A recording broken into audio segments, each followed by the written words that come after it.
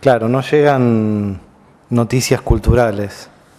Nadie sabe qué es lo que se escribe en Corea del Norte, qué es lo que se filma, qué es lo que se graba. Y creo que la actividad cultural está bastante restringida, ¿no? Los que tienen la posibilidad de publicar, por lo que sé, en Corea del Norte, como las editoriales son estatales,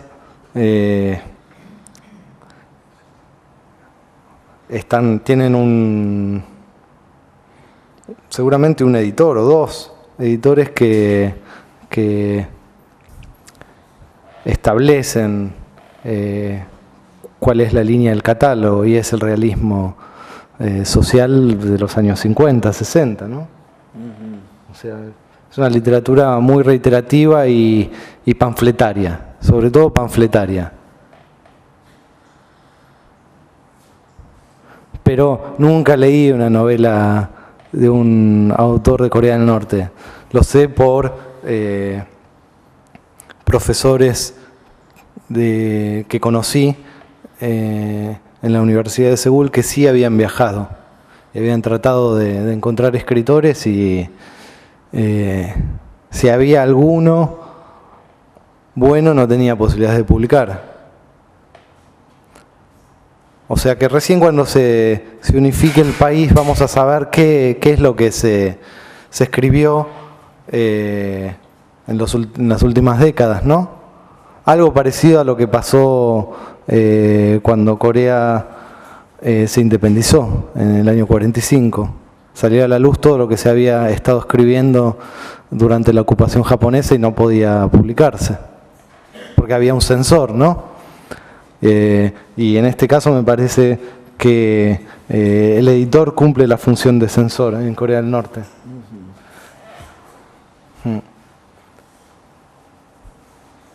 Hola, buenas noches. Yo quería saber si el chino, el japonés y el coreano se entienden en Corea. Si los coreanos entienden el japonés y el chino. Porque yo veo a Irán, que es una televisión coreana, y está generalmente traducido al inglés, pero a veces hay programas que están traducidos al castellano también. O sea, en los subtítulos, ¿no? Sí. Y hay programas de literatura, y hablan de la literatura china, y hablan de la literatura japonesa.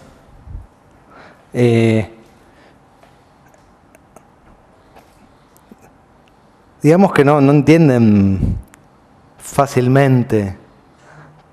Los coreanos... Hay alfabetos diferentes, pero hay palabras que tienen una misma raíz y que suenan de manera parecida en chino, coreano y japonés. Pero también la sintaxis es distinta. ¿Pero traducen escritores chinos y japoneses al coreano? Muchísimo, sí, sí, sí. Y viceversa también. Sí, sí. Gracias.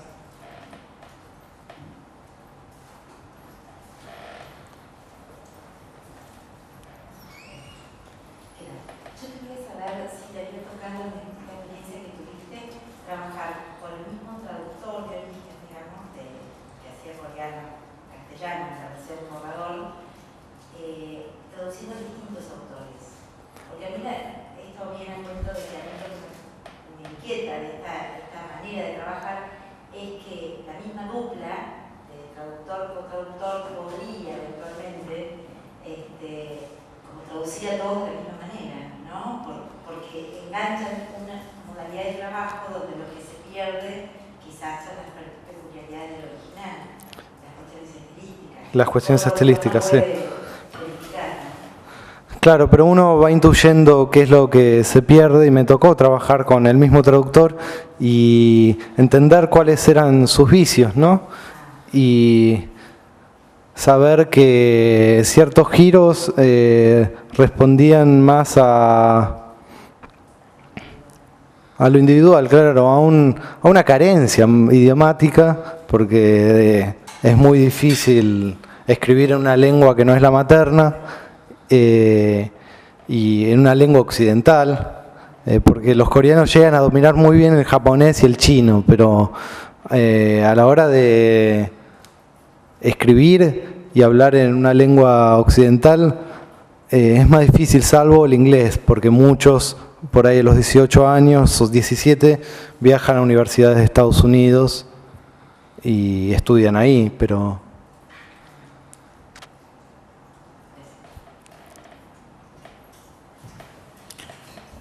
Y una pregunta que no necesariamente está vinculada con la información en el sentido en que la venís dando. Y cuando estuviste en Corea, ¿pudiste detectar si había escritores argentinos traducidos al coreano? Hay muy pocos escritores argentinos traducidos al coreano. De hecho, no existe el escritor argentino, es el escritor latinoamericano para los editores. Entonces, no hacen ningún tipo de distinción entre Cortázar, Vargas Llosa y García Márquez, que son los escritores traducidos. O creo que en algún momento tradujeron a Bioy Casares, pero no identifica mucho la nacionalidad de cada autor. Es Latinoamérica. Borges entra en la volteada también. Borges también entra en la volteada, sí. Sí. Muchos no lo identifican con Argentina. Es un gran escritor latinoamericano. Ajá. Sí. Pero bueno, muchos, digamos, lo identifican como escritor latinoamericano porque lo tienen de oídas. Si lo hubieran leído, enseguida... No hay un escritor más argentino que Borges, ¿no? Claro. En sus asuntos. Y El hombre de la esquina rosada no puede ser escrito por un escritor que no sea porteño incluso, ¿no? Claro. Y aprovechando que estás en tu doble función, me gustaría preguntar una cosa que está fuera de programa, y es, de hecho a vos te tradujeron a otros idiomas también, Sí. Al inglés por lo menos seguro, y no sé si al francés también. Sí. ¿Y pudiste chequear qué es lo que había pasado? ¿En qué te habías transformado en esos casos? Sí, tanto en el inglés como en el francés me tocaron traductores muy entusiastas que no suprimieron la ambigüedad, encontraron una ambigüedad equivalente. Y creo que las versiones eran mejores en esas lenguas. Creo que se leían mejor, habían corregido el texto incluso. Ajá. Como que tuvo una segunda oportunidad, una segunda vida. Por ejemplo, una novela que se titula Borneo. En francés sonaba mejor. Se ve que el traductor entendió cuándo y dónde fallaba por ahí la prosodia de la frase y la moduló mejor. Por ahí, según las posibilidades que le ofrecía el francés. ¿No? Y a mí me sonaba mejor en francés que en castellano. Pero bueno, ahí se da que esos traductores no tienen ningún tipo de limitación. En cambio, como decíamos hace un rato, un traductor coreano al español tiene muchísimas limitaciones, porque es una lengua que no habla diariamente. Bueno, el traductor francés tampoco, pero son lenguas están más cerca, por supuesto. Muy cercanas. Incluso la traductora del inglés se llama Anne McLean, la que me tradujo, y la versión que hizo de Un hombre llamado Lobo en inglés es impecable. Parecía que había sido escrita originalmente en inglés por ella, ¿no? Claro. Y me di cuenta que no hablaba tan bien castellano, pero... Estás dando pie a que pase lo que pasó con el traductor de Borges, Norman Di Giovanni, que Borges decía, cuando le habían preguntado si había visto las versiones en inglés, y dijo, sí, son muy buenas. De hecho, Di Giovanni piensa que son mejores que el original. Así que bueno. Y bueno, la última cosa que mientras estabas hablando también tuve un cierto sobresalto. Sos de las pocas personas que estuvo al borde de una guerra nuclear, entonces, si estuviste en Corea del Sur, respecto de Corea del Norte.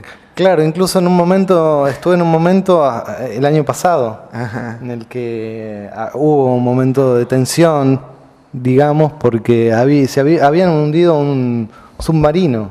Ajá. Por error, ¿no? Sí. Sí, esas cosas pasan todos los días. Sí. Bueno, lo último de todo, si alguna de las personas que está presente quisiera en todo caso entrar en relación con el Instituto coreano, sí, y quisiera transformarse en un co-traductor de literatura coreana, ¿qué debería hacer? ¿A dónde debería dirigirse? Y hay que entrar a la página del instituto, creo que es www.klti.com, y proponer una traducción, pero hay que proponerla con un traductor coreano, de modo que se presenta ahí un impedimento. Tienen que primero conocer a un traductor coreano. Sí, porque el traductor coreano es el que llena los formularios en coreano y el que de alguna manera tiene relación con la institución. O sea que si alguien quiere entrar en vinculación, debería en todo caso llamarte a tu casa y que vos le digas, mira, llamalo a tal. Claro. O quizás escribir un mail al instituto y preguntar si hay algún traductor que esté buscando co-traductor. Claro. Pero hay que saber un poco de coreano también, hay que estudiar un poco de coreano. Y también de a poco entender cuál es la idiosincrasia y leer literatura coreana, ¿no? Sí. Pero bueno, como ahora hay una colección de literatura coreana en Bajo la Luna, de a poco los lectores que quieren ser cotraductores pueden ir interiorizándose, y de hecho ahora Bajo la Luna va a sacar una historia de la literatura coreana. ¿También sos cotraductor ahí? No. Pero me parecía interesante que la sacaran de la literatura coreana clásica y moderna. De modo que es un curso acelerado para recibirse de cotraductor, ¿no?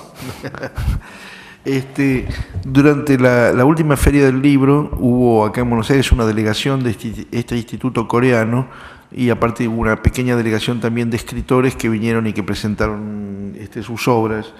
Tuve la oportunidad de hablar con el director del instituto y con tu traductora porteña, la traductora de Baek Musan. Exactamente. Pero sabes que nunca trabajé con ella, porque ella no necesita cotraductor. No. Habla muy bien español. Es cierto, no solamente habla bien de español, me contó que hizo la secundaria en el Buenos Aires y que se recibió en la UBA, en letras. Estudió letras. Y recién después se fue a España a hacer un doctorado, y cuando salió de España se volvió a Corea. Y cada 3 o 4 años vuelve a Buenos Aires, pero es como hablar con una porteña más, prácticamente. Y ella creo que es la mejor traductora en este momento de poesía. Sí, es lo que me habían dicho. Sí. Y una de las cosas que me llamó la atención hablando con el director del instituto es que, muy rápidamente me dijo que ellos tenían un problema importante, que es que estaban entre Japón y China, y que por lo tanto con dos monstruos de ese calibre era muy difícil que la gente los reconociera como una tercera opción dentro de lo que sería el universo de las lenguas orientales en el Extremo Oriente. Y curiosamente me dieron un ejemplo que no es perfecto, pero que pueden ayudar a entender un poco la cosa, y me decía justamente esta traductora: nosotros somos como Irlanda, estamos entre medio de los Estados Unidos y de Inglaterra, y escribimos una literatura distinta de la de ellos, o sea, tenemos que ser visibles de alguna otra forma. Y ahí el director del instituto dijo: tenemos muchísimo dinero. Y dijo, de hecho tenemos tanto dinero que es muy bajo el número de traducciones a las que se aspira para esta cuestión. Después hablamos un poquito de distintos foros de la lengua castellana y hablamos, entre otros, de la Feria de Guadalajara. En la Feria de Guadalajara normalmente todos los años hay un país invitado y ser el invitado a la Feria de Guadalajara le cuesta al país aproximadamente unos 4 o 5 millones de dólares, porque es toda una gran infraestructura. Se llevan muchísimos escritores, no menos de 40, hay muchísimos actos, etcétera, etcétera. Entre nosotros, eso es lo que permite a la Feria de Guadalajara conseguir dinero para seguir funcionando. Y me acuerdo de la impresión cuando yo le dije al director esto, ¿y por qué no prueban con Guadalajara para tener una aparición bastante espectacular en el mundo de la literatura castellana? Generalmente sé que cuesta esto. Y el tipo me dice asombrado, ¿nada más? Así que bueno, ahí hay una buena oportunidad de trabajo. Pero fueron invitados a Frankfurt. Fueron invitados a Frankfurt, sí. Sí, creo que en el 2007. Sí. Sí, sí. Que también cuesta mucho dinero Frankfurt. No sé qué es lo que cuesta, trasladar a todos los escritores o hay que alquilar el espacio. Hay que alquilar el espacio, hay que alquilar una cantidad de cuestiones y aparte hay también toda una serie de compromisos que se asumen vinculados con actividades previas en otras ferias que van ocurriendo a lo largo de todo el año. Claro, claro. Así que bueno. Bueno, muchísimas gracias. Ya saben que el 16 entonces viene Diego Lorenzo a hablar del programa SUR de traducciones, de subsidios a la traducción. Y muchas gracias a Oliverio. Muchas gracias.